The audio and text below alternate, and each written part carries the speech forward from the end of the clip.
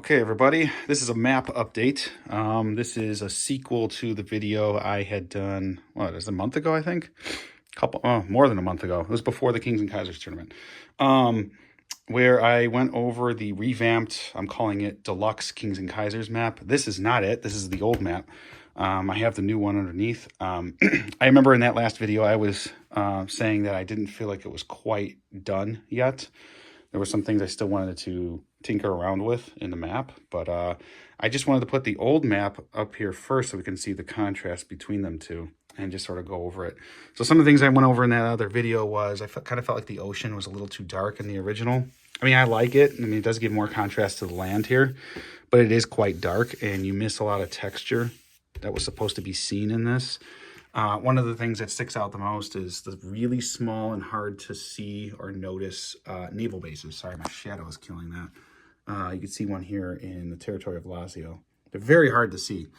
And those are just a couple things right there. I kind of felt like Africa was way too smushed. I mean, for gameplay purposes, yes, you have to squish certain areas to create room in Western Europe. But this is the old map. This is the old version 1.5 map. The new map I'm working on is still version 1.5. It's just a different aesthetic. So you don't need the new map to play Kings and Kaisers. It's just a different style. So I'm going to take this one off.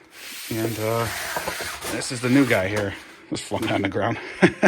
So yeah, this is the new guy here. And if you saw the prior video from over a month ago, this isn't that much different from it, but I brought more blue into the overall color theme or color temperature of the map to match the old one a little bit more, because the one I had done over a month ago, it was very gray and it sort of washed out a lot of color. But I hope I can pick up some detail here without my shadow killing the shot.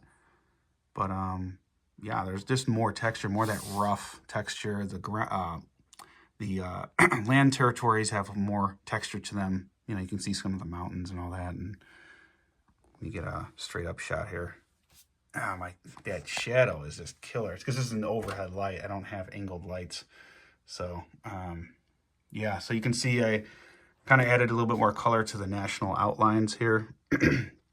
Like Austria-Hungary has the green outline. Let me get in a little bit closer. Yeah. Now I want to try and keep the camera as steady as I can so you can kind of gather here. And you'll see like some territories are darker than the lighter territories. Those are to show either if they're aligned neutrals or strict neutrals, or impassable territories like the Himalayan Pass here. There's Russia, Pripyat Marshes up there, the Urals, as you can see here. Yeah, you got Germany as the gray, the dark gray outlines. You got France with blue. You got Britain with like their weird kind of like yellowish green color that went with the original 1914. Oh, I glossed over the Pacific here, but you know, kind of get the idea. There's the outback. Yeah, it's gonna be a lot of like awkward me just panning over the the map just so you can get a look at it. But I like the way it came out. I think it still keeps the feel of Kings and Kaisers, which is like that dark, grungy, gloomy look. With sort of like the overcast blue across all of it. But it just adds more texture to the land, more texture to the ocean. The ocean is brighter, but it's still dark. And that way you can see your ships a bit better, especially the German units, which were pretty hard to see on the old map. So you can see those a lot better on the new ocean. And the ground is still bright, but it has some texture to it. And I like the proportions of this map so far. Let me give you a wide shot here. I like that Africa is more proportional. It's not as shrunken down and as short. So it just feels like it's more proportional now, while still keeping that room in Europe. Also, Scandinavia has more room, which in the old map, it was very, very squished. If I could, I'll pull it back up, but I threw it on the floor. You can see Scandinavia, I mean, really, really skinny. Wasn't that happy about it. And Africa, as you can see, again, squished. So yeah, those were a few things. And also, the old Kings and Kaisers maps were, they were never a true 6x3 map, so 6 foot wide by 3 foot high. They were 6 foot wide, however, they were not a true 3 foot wide. So you can see already the difference between these two. I got these lined up at the bottom here. Look at how much more vertical height I have now on the new maps. So the new maps are a true 6x3. So they are 6 foot wide by 3 foot tall. So we get an added 3 to 4 inches.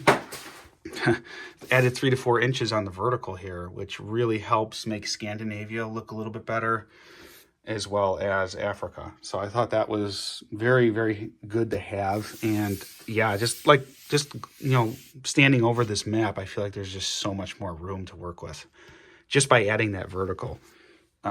There's more than enough room on this map in every territory for some actions, even Africa. Man, just looking at it, I can't wait to get a game of Kings and Kaisers now. It's like, oh man, I want to keep going. But yeah, I thought it turned out pretty good. We got our trademark down there for Kings and Kaisers, the Grand Command Gaming logo, and the copyright, all that stuff.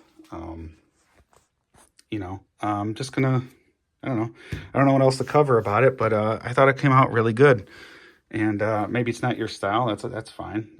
You know, I like doing stylized maps. Like, you know, there's tons of war game maps out there where they have like the realistic terrain and they all have this like a certain look. But you know, I think we got something kind of special here where it's its own aesthetic, and it may not appeal to everybody, but I like it. So yeah, I'm trying to think what else to cover about it. Yeah, oh yeah, and America and South America are a little less squished in this version as well. America's got a little bit more width. Like in the old map, I don't know if you caught it before, but it just felt more squished to the side. It just didn't feel quite right. I mean, it still is squished. I mean, if you look at the proportions, I mean, America should be way bigger than Europe here. However, everybody knows when you're getting into a World War I game, you know, you got to leave more room for Europe. That's the majority of the action is from here. I'm going to count England in there all the way to here. That's where the action is. That should take up the most of the map. And really, if you look at that, that's maybe a third of the map, a little less. And then you got quite a bit of action here. And Africa does get a lot of action, especially for the first half of the game, I would say. So from Africa, Middle East, West India, all the way over here to England, tons of action going on. And then America, South America, Japan, Anzac, they're all in the periphery.